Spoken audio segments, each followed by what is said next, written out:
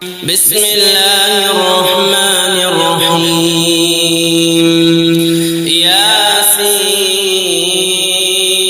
والقرآن الحكيم إنك لمن المرسلين على صراط مستقيم تنزيل العزيز الرحيم لتنذر قوما ما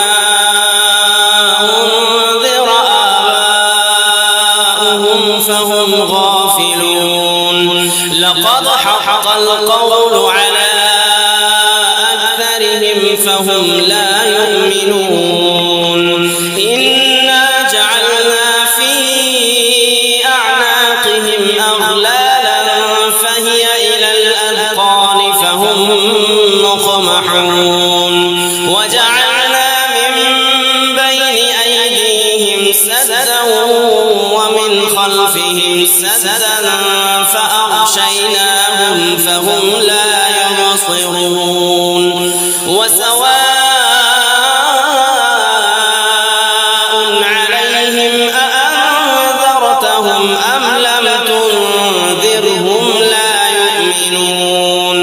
إنما تنذر من اتبع الذكر وخشي الرحمن بالغيب فبشره بمغفرة وأجر كريم. إنا نحن نحيي الموتى ونكتب ما قدموا وآثارهم وكل شيء أحصيناه في إمام مبين. واضرب لهم مثلا أصحاب القرية إذ جاءها المرسلون إذ أرسلنا إليهم اثنين فكذبوهما فعززنا بثالث فقالوا إنا إليكم مرسلون. قالوا ما أنتم إلا بشر مثلنا وما أنزل الرحمن من شيء إن أنتم إلا تكذبون. قالوا ربنا يعلم إنا إليكم لمرسلون وما علينا إلا البلاغ المبين. قالوا إنا تطيرنا بكم لئن لم تنتهوا لنرجمنكم وليمسنكم منا عذاب أليم.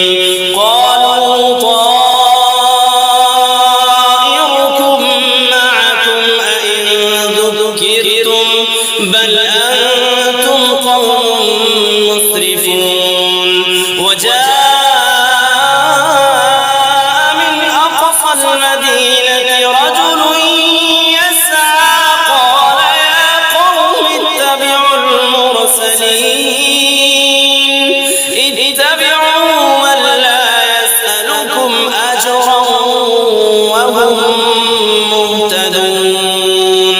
وما لي لا أعبد الذي فطرني وإليه ترجعون. أأتخذ من دونه آلهة إن يردني الرحمن بضر لا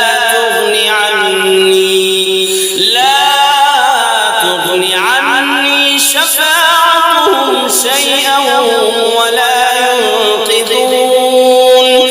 إني إذا لفي ضلال مبين. إني آمنت بربكم فاسمعون. قيل ادخل الجنة قال يا ليت قومي يعلمون بما غفر لي ربي وجعلني من المكرمين. وما